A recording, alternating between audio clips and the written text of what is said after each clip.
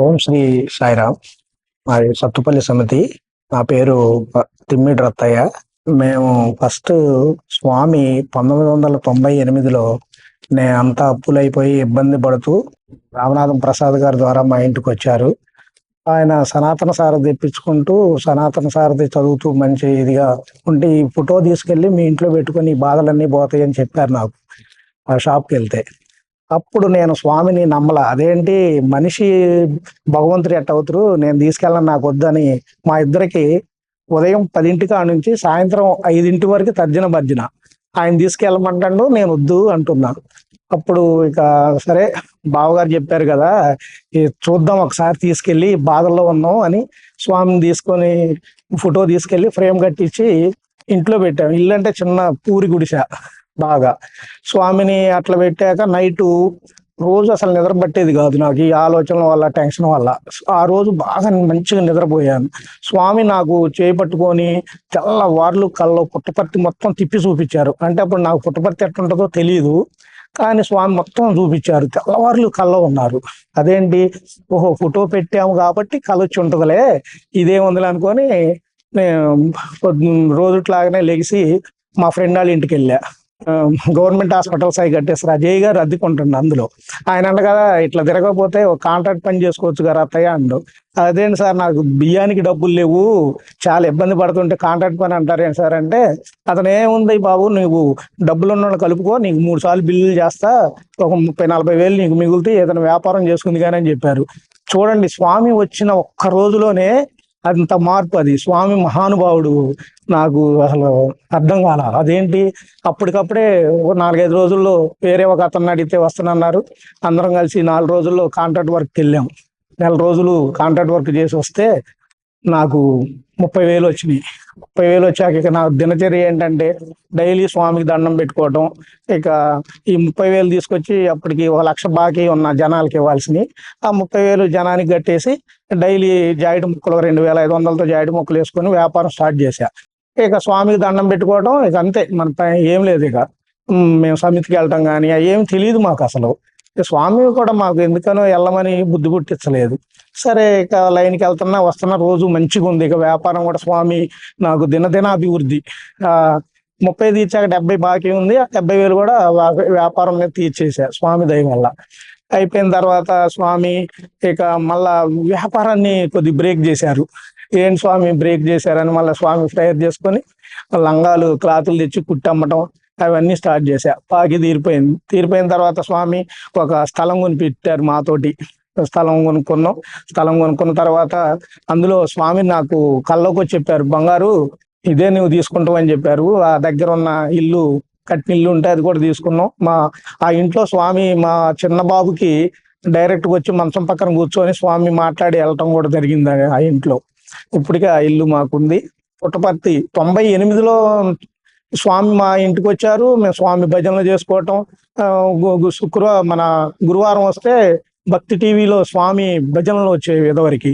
అప్పుడు మేము ఫ్యామిలీ అంతా కూర్చొని పిల్లలు, ఆ చుట్టుపక్కల పిల్లల్ని పిలిచి కూర్చోబెట్టి ఎప్పుడు వస్తుందా అని ఎదురు చూస్తూ చాలా ఆతృత. అసలు అది ఆ ప్రేమ చెప్పనా అంది. ఎప్పుడు వస్తుందా గురువారం అని ఎదురు చూసేవాళ్ళం. స్వామి కనపడితే మా పిల్లలు మాకు ఎంతో ఆనందంగా ఉండేది ఆ టీవీలో. సరే తర్వాత కొన్ని రోజులు ఇక పుట్టపర్తి వెళ్దామని ఆలోచించుకొని మా చుట్టాలని అందరినీ మెంబర్స్ మొత్తం 32 మందిని పోగు చేసుకొని సమితికి, అప్పటికి మేము సమితికి వెళ్ళాలి. అసలు మాకు రూల్స్ అండ్ రెగ్యులేషన్ కానీ ఏమీ తెలియదు. స్వామి ఎందుకనో అలా నడిపించారు. సరే ఎంక్వైరీ చేసాము, ఎలాగ వెళ్ళాలి ఏంటంటే, విజయవాడ వెళ్తే ప్యాసింజర్ ట్రైన్ ఉంటుందండి, 50 రూపాయలు టికెట్ ఉంటుంది, పుట్టపర్తి డైరెక్ట్ పుట్టపర్తిలో దిగొచ్చు అని చెప్పారు. సర్లే అని గబగబా వెళ్ళాం. 32 మందిని తీసుకొని విజయవాడ వెళ్ళి ప్యాసింజర్ ట్రైన్ ఎక్కి ఫస్ట్ 2009 సంవత్సరం జనవరి 26న పుట్టపర్తి వెళ్ళటం జరిగింది స్వామి దయ వల్ల. ఇక తర్వాత స్వామి మాకు మరి ఆధార్ కార్డు తీసుకెళ్ళాలి, చేయాలి, ఏం తెలియదు. అక్కడికి వెళ్ళిన తర్వాత వాళ్ళు అకామిడేషన్ ఇవ్వండి, మీకు ఆధార్ కార్డు ఉండాలి, లేకపోతే తెలిసిన వాళ్ళు చెప్పాలన్నారు. ఇక అప్పుడు నాకు భయం వేసింది, ఏం చేయాలా ఏంటి, ఎంతమందిని తీసుకొని వచ్చామని. రామగేటు ఏంటో కూడా తెలియదు. అప్పుడు ఎదరికెళ్ళి అప్పుడు స్వామి ఉన్నారు, స్వామి మిమ్మల్ని నమ్ముకొని నేను ఇంతమందిని తీసుకొని వస్తే నాకు అకామిడేషన్ ఇవ్వకపోతే నేను ఏం చేయాలని అప్పుడు స్వామిని ఫస్ట్ టైం నేను అట్లా అడిగా. దండం పెట్టుకొని. వెంపటనే ఒక అతను అన్నాడు కదా, అదిగో మీ డిస్టిక్ డిపి గారు అటు వెళ్తున్నారండి అని అన్నారు. ఆయన మీ ఖమ్మం జిల్లా డిపిఏ అని ఎవరో అతను, ఆయన ఎవరో నాకు తెలియదు, నేను ఆయన తెలియదు. వెళ్ళి సాయిరామ్ సార్ మరి కొత్తపల్లి నుంచి వచ్చినామండి, మాకు తెలియదు మరి ఎట్లా తెచ్చుకోవాలని, 32 మంది వచ్చినాం, బయట ఉండాలంటే మా వాళ్ళగా సార్, మా దగ్గర డబ్బులు లేవు, మేము ఉండలేము అని అంటే, మరి మీరెవరో నాకు తెలియకుండా నేను అటు చెప్పానమ్మా అకామిడేషను, అటు చెప్పకూడదు కదా అన్నారు సారు. కాదండి, సరే సత్తుపల్లి సమితి నుంచి ఒకసారి ఫోన్ చేయండి, నేను ఇప్పిస్తాను అన్నారు. వెంపటనే సత్తుపల్లి మా తమ్ముడికి ఫోన్ చేసి సమితి కాడికి వెళ్ళి మేడం గారితో ఆ సారికి ఫోన్ చేయించారు. ఫోన్ చేస్తే సర్లే అంటే నేను ఇప్పిస్తాను అన్నారు. వెంపటనే స్వామి నాకు వితిన్ పావు గంటలో అకామిడేషన్ అంతా రెడీ చేశారు. 4 days ఉన్నాం స్వామి దయ వల్ల. ఆ రోజు చాలా అసలు ఆనందం చెప్పేది కాదండి, అది మాటల్లో చెప్పలేము అసలు ఆనందం.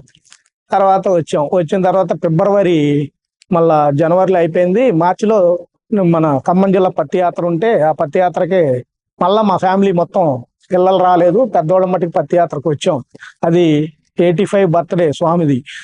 స్ట్రోమర్ వచ్చిందండి, చిన్నది, అది అంత ఇది లేదు. సరే హాస్పిటల్కి వెళ్ళి చూపించాను. అదేం కాదమ్మా, మంచిగా అది క్యాన్సర్ సంబంధించింది కాదు అని అంటే, నేను 2 years సస్పెక్ట్ చేశా, అది చేయించుకోవాలా. అది చాలా లావ్ అయిపోయింది ఆ స్టోమర్. లావ్ అయిపోయిన తర్వాత సరే మళ్ళా వెళ్ళి చేపిద్దాం అని చెప్పి వెళ్తే ఆ డాక్టర్ గారు అరిశారు నన్ను, అది క్యాన్సర్ గా మారింది, నువ్వు ఎందుకు నెగ్లెక్ట్ చేసావు ఇదేదని. అదేంటి ఇట్లా అన్నారు ఏంటని మళ్ళా ఆ రోజున ఆపరేషన్ అయ్యి వచ్చేటప్పుడు ఏమగారు ఏడుపు, ఊరి అమ్మ క్యాన్సర్ అంటున్నారు ఇదేంటని. సరే నాకు కూడా కొద్దిగా మరి ఎంత ఇది ఉన్నా స్వామి ఎన్నో చేసినా వెనకమాల కొద్దిగా మానవులం కాబట్టి కొద్దిగా డౌట్ ఇది ఉంటది. సరే వచ్చి ఆపరేషన్ అయింది, ఇంటికి వచ్చి కూర్చొని కిటికీలో చేస్తే సనాతన సారథి బుక్ దొరికింది. సనాతన సారథి బుక్ అలా పేజీ తిరగేయటంతో పెద్ద పెద్ద బ్రెయిన్ క్యాన్సర్ నయం చేశాను, ఈ చిన్నది ఒకటి పెద్ద లెక్క అనేది ఒక కొటేషన్ వచ్చింది అందులో. అసలు ఆశ్చర్యం వేసింది. ఆ రోజు మర్చిపోయాక అంతే, ఆ రోజే ఓకే దట్ ఈస్ స్వామి ఉన్నారు, మర్చిపోయా. వాళ్ళకి 14 సంవత్సరాలు అయింది అది చేసి, మళ్ళీ మనకి ఎఫెక్ట్ ఏమీ లేదు స్వామి దయ వల్ల. ఆ తర్వాత మా చెల్లెళ్ళ ఫ్యామిలీ కూడా తాళమల్లో వాళ్ళు కూడా స్వామి షోల్లోకి రావడం జరిగింది. మొన్న రీసెంట్ గా కరోనా అప్పుడు కూడా మా తమ్ముడికి డాక్టర్ గారు, మన ఖమ్మం ఆయన సత్యసాయి డివోటీఏ, పేరు నాకు అంత ఐడియా లేదు, మా అబ్బాయి తెలుసు, జాయిన్ చేసుకున్నారు. జాయిన్ చేసుకొని 2 days తర్వాత మా అబ్బాయికి ఫోన్ చేశారా, సరే నైట్ అంబులెన్స్ తీసుకొని రెడీగా ఉండు, కష్టంకి ఈ నైట్ గడవదు, ఇబ్బంది అని.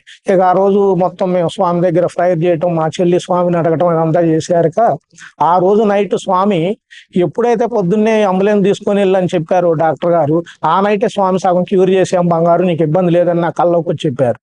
సగం క్యూర్ అయిపోయింది, నీకు ఇబ్బంది ఏం లేదు, సగం తర్వాత క్యూర్ అయిద్దని చెప్పారు. అదేంటని తెల్లారి లేసాక మా అబ్బాయి చెబుతుండ్రు, నిన్న డాక్టర్ గారు అంబులెన్స్ తీసుకొని వచ్చేసేయి క్యూర్ అవుదని చెప్పారు, మరి పొద్దున్నేనేమో పర్లేదురా గణేష్ క్యూర్ అయింది, సగం క్యూర్ అయిందని ఆయన కూడా సేమ్ డాక్టర్ గారు కూడా సగం క్యూర్ అయిందని చెప్పటం పెట్టేశారు. ఇవాళ మా తమ్ముడు అన్నదాన సేవ కార్యక్రమంలో పాల్గొనడం జరుగుతుంది.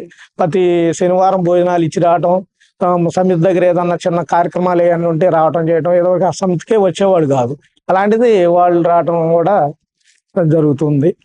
అంతా చేసుకుంటూ వచ్చారు స్వామి. మా అబ్బాయి విషయంలో కూడా ఒకసారి మా పెద్ద బాబు పుట్టపర్తి సర్వీస్కి వెళ్తా అంటుండేవాడు. నేను అరిసేవాడిని ఒక్కోసారి, నేను ఒక్కడనే చేస్తున్నా బాబు, మిమ్మల్ని చదివించేనా, పుట్టపర్తి సేవకు పంపించడానికి ఖర్చులు ఏడు నుంచి వస్తాయి నాకు డబ్బులు, ఏంటి ఇదని చెప్పి అరిసేవాడిని. అరిస్తే లేదు డాడీ ఒక్కసారి వెళ్తా అంటే సరే. అప్పుడు వాళ్ళకి పెళ్లి కానప్పుడు పిల్లలకి అంతా మందిరం సర్వీస్ ఇచ్చేవారు. మందిరం సర్వీస్లో మా అబ్బాయి మందిరం సర్వీస్ చేస్తా ఉంటే బయట ఈ కాళ్ళు కడుక్కునే దగ్గర ఒక చిన్న చెవిపోగు లాంటిది దొరికిందంట. అదేంటంటే యాక్చువల్గా ఇది రోల్ గోల్డే. ఆ ఫ్రెండ్స్ చూపిస్తే ఆయన కూడా రోల్ గోల్డ్ ఇదేందుకు అని పార్నుకి బయట పడేశారు. మళ్ళా బాత్రూమ్కి వెళ్తుంటే కాలుకు తగిలిందంట. ఇది నన్ను వదిలిపెట్టట్లేదు ఏంటని ఆ చిన్నది రింగుల పోగు లాంటిది అది పర్సులో వేసుకొని తీసుకొచ్చి నాకు చూపించండి, ఇది కూడా ఆడ దొరికిందని. వేసే ఇదెందుకు 3000 ఖర్చు పెట్టి భలే తెచ్చినోళ్ళు అని మా అబ్బాయి నాన్న. అది నేను కూడా ఏం చేశానంటే అది సొరుగు ఉంటుంది కదా, సొరుగులో వేసి 6 నెలల తర్వాత మా మిస్సెస్ అంది కదా అంటే పట్టీలు తెగిపోయినాయి, కొద్ది పట్టీలు కొనుక్కొచ్చుకోవాలి వెళ్దాం రండి అబ్బాయి, తల దూకుందామని సొరుగులో అయితే అది రింగు కనపడ్డది. ఆ రింగు జేబులో వేసుకుని అసలు ఇది నన్ను వదలట్లేదు, జేబులో వేసుకొని చూద్దామని జేబులో వేసుకొని వెళ్ళి బంగారు షాప్కి వెళ్ళి ఏమండి ఇది ఎంత వస్తుందో చూడండి అన్న. ఆయన కాటా పెట్టి ఇది 3000 వస్తుందండి బంగారం అందం. ఇక నాకు చిరి చెమటలు బట్టి వణుకు అనమాట. అసలు భయం వేసిపోయింది. వచ్చేసి స్వామి దగ్గర క్షమాపణ చెప్పుకున్న, స్వామి మీ కార్యక్రమంలో పిల్లలు ఏది చేస్తానన్నా నేనైతే వాళ్ళని వెనక తీయను, నన్ను క్షమించండి. నేను ఏ 3000 అయితే ఖర్చు అవుతున్నాయో నేను చేయలేను అన్నాను, మీరు ఆ 3000 నాకు పంపించేశారు, నన్ను క్షమించండి స్వామి అని ఆ రోజు కూడా క్షమాపణ వేడుకున్న స్వామిని. స్వామి చాలా అట్లాంటి మిరాకిల్స్ అన్ని చిన్న చిన్నవి కూడా, అసలు మామూలు చిన్న చిన్నవి, చాలా చిన్న చిన్నవి, పెద్ద పెద్దవి అన్ని ప్రతి ఒక్కటే స్వామి అని అంటే రావటమే, వచ్చేసి మనకి అది సాల్వ్ చేసేవారు. మా పెద్ద బాబు కూడా కలర్ షాపు, ఇవాళ కలర్ షాప్ పెట్టుకొని రన్ చేస్తున్నాడు. కలర్ షాపులో పనిచేసేటప్పుడే నాకు తెలీదు, మన డిపి గారు చెప్పారు, చిన్న చిన్న కళ్ళజోళ్ళు ఇచ్చి మన మెడికల్ క్యాంపుల్లో చేసేవాడు గణేష్, అందుకే స్వామి కళ్ళజోడు షాప్ పెట్టించారు. అది సత్యసాయి ఆప్టికల్స్ అనే కళ్ళజోడు షాప్ పెట్టుకున్నాం, అంతా బాగుంది. కళ్ళజోడు షాప్ ఓపెనింగ్ కూడా చిన్న మెరాకిల్ చేశారు స్వామి. ఖరీదుకి వెళ్ళి కళ్ళజోళ్ళు అన్ని తీసుకొచ్చిన తర్వాత లెన్సులు తేటం మర్చిపోయింది. అంటే టెస్ట్ చేసే లెన్సులు ఉంటాయి, ఆ లెన్సులు తేటం మర్చిపోయాడు. అదేంటి నాన్న మరి అసలు అవసరమే అయ్యి కాదంటే, ఏమో డాడీ మర్చిపోయాను నేను. శుక్రవారం షాప్ ఓపెనింగ్ చేశాము, శనివారం కూడా అట్లా షాప్ తీసిండు. ఆదివారం నాడు మెడికల్ క్యాంప్కి వెళ్ళాడు ఖమ్మం. చుట్టుపక్కల మెడికల్ క్యాంప్కి వెళ్తే ఖమ్మం డాక్టర్ గారు, గణేష్ నువ్వు ఆల్రెడీ ప్రాక్టీస్ అయిపోయినావు కదా, ఇక నేను వచ్చే పని లేదు, నువ్వే టెస్టులు చేసి కళ్ళజోళ్ళు అయ్యి ఏమన్నా చిన్న చిన్న మెడిసిన్ ఉంటే రావచ్చు, ఇక ఏం కాదు నీకు, ఆప్థాలజిస్ట్ సర్టిఫికేట్ కూడా వచ్చింది కదా నీకు, నువ్వు ఆ పని చేయొచ్చు, ఏం కాదు అని చెప్పారు సార్. లెన్సులు ఇచ్చేశారు మా వాడికి. చూడండి స్వామి అసలు, అందుకనే ఆ లెన్సులు కొనలేదు స్వామి. ఇవాళ కూడా ఆ స్వామి ఇచ్చిన లెన్సులతోటే షాప్ లో రన్ చేయటం జరుగుతుంది. అట్లాంటి మెరాకిల్స్ స్వామి చాలా. మా వెంట జంట ఉండి, చిన్నబాబు విజయవాడలో చదువుకునేటప్పుడు ఈ పిల్లలు అందరూ అంటారు కదా, ఏ దేవుళ్ళు ఈ అనే సైంటిఫిక్ గా బాబాయ్ ఏంటి ఇదేంటి అదేంటి అని మాట్లాడుకుంటూ వచ్చాడు. వచ్చిన తర్వాత నేను అన్నాను, నువ్వు తొందరపడిపోకు, స్వామి నీకు మెరాకిల్ ఏదో ఒకటి చేస్తారులే అని. ఈ బండి వేసుకుంటే వెళ్తా గుట్టి పుణ్యానికి ఓవర్ బ్రిడ్జి మీద పడ్డాడు. అవును డాడీ నువ్వు అన్నట్టే పడ్డా, స్వామి నన్ను ఇది చేశారని చెప్పి మళ్ళా వచ్చి స్వామి దగ్గర, స్వామి నన్ను క్షమించండి తెలియక ఇది చేశానని ఆ పిల్లలు కూడా స్వామిని వేడుకోవటం, మళ్ళా వాళ్ళకు కూడా మంచి లైఫ్ ఇచ్చారు స్వామి. ఇవాళ సేవా కార్యక్రమాల్లో ఎక్కడున్నా పాల్గొనడం జరుగుతూ ఉంటది. హైదరాబాద్ లో కూడా మా చిన్నబాబు వాళ్ళు శివంకి వెళ్ళటం, అక్కడ కొద్దిగా సేవ ఖాళీగా ఉన్న టైంలో సేవ చేయటం, ఇవన్నీ చేసుకుంటూ వస్తుంది. అదృష్టంగా ఇదే ఇవ్వాల్సింది ఏంటంటే, మాకు వచ్చిన కోడళ్ళు కూడా స్వామి ఫోల్డింగ్ లో ఉన్నారు. అది మా స్వామి ఇచ్చిన గాడ్ గిఫ్ట్, అది బాగా గిఫ్ట్ స్వామి, అది అనలేంది, మర్చిపోలేము అసలు. అలాంటి చేసుకుంటూ వచ్చారు. జై సాయిరామ్.